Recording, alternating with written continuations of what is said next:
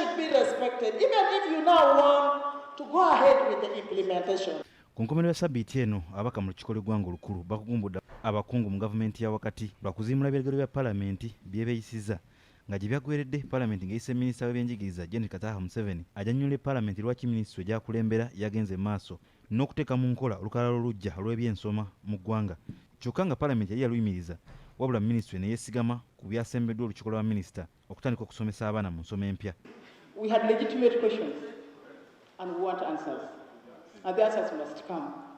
The Minister of Education must come here and answer those questions to the country. And if they don't, if you have never exercised your power of the past, now is the time. Kino si ekiragiro kyokka palamenti yakayisa wabula gavumenti neefuka kyesirikidde nga ne gye buvuddeko palamenti yemu eyisa ekiragiro ekiyimiriza ebikwekweto by'amagye ku nnyanja agaateekebwawo okulwanyisa envubu embi okutuusa ng'omukulembeze w'eggwanga avuddeyo n'atangaza olukiiko lw'eggwanga olukulu ku nsonga eno kyokka n'okutuusa olwaleero kino tekikolebwanga. Ebiragiro eby'ekika kino bize biteeka palamenti y'eggwanga ku lupimo olw'okwebuuza oba ddala yeetengeredde emirimu gyayo nga n'ekibuuzo ekirala ekigulumbya bannayuganda emitwe kyekyokuba oba palamenti eno ekyayina amakulu. So ne wetwogerera olwaleero kati buli kimu kyayagala palamenti yagikuula amannyo tekyasobola kuluma nga institutions endala.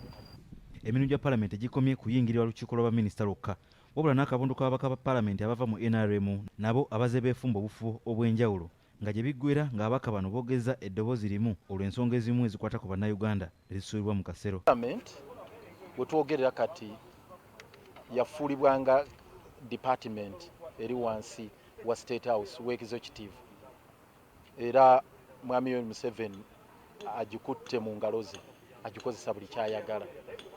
Yasooka kukwata caucus n'amanya nti bw'okwata caucus eno n'ogikozesa by'oyagala palamenti eba ewedde. Tutudde munda nga famire era ne tuwuliziganya era ne tusirika ne tuleka ne palamenti ekole ogwayo. Mu nkola y'ebibiina waliwo ebiteewalika. Kitegeddeko nti okwosa enkya akabondo k'ababaka ba NRM kakutula amaka g'omukulembeze w'eggwanga Entebbe okusalawo ku nsonga ez'okuyimiriza ebisomebwa saako ekiteeso eky'okuggyamu minisita w'obutebenkevu Gen. Tumwine Obwesige. Lord Mayor wa Kampala Ssaalongeeri Yasir Lukwago agamba nti bino byonna bikolebwa kagenderere era palamenti wetuuse efuuse kangabaana n'okuyisa ebigendererwa bya gavumenti. Kati palamenti bagiteekawo ng'omuzungu kyayita paper tiger.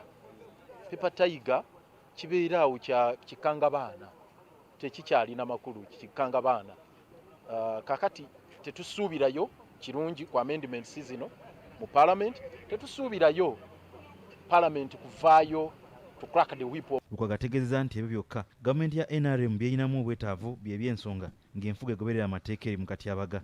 Obuyinza obw'olukiiko lw'eggwanga olukulu obulambikiddwa obutereevu mu ssemateeka w'eggwanga bwakulondola n'akwekenneenya kyokka gye biraga wandibaawo olusozi gambalagala okutuukiriza obuvunaanyizibwa buno.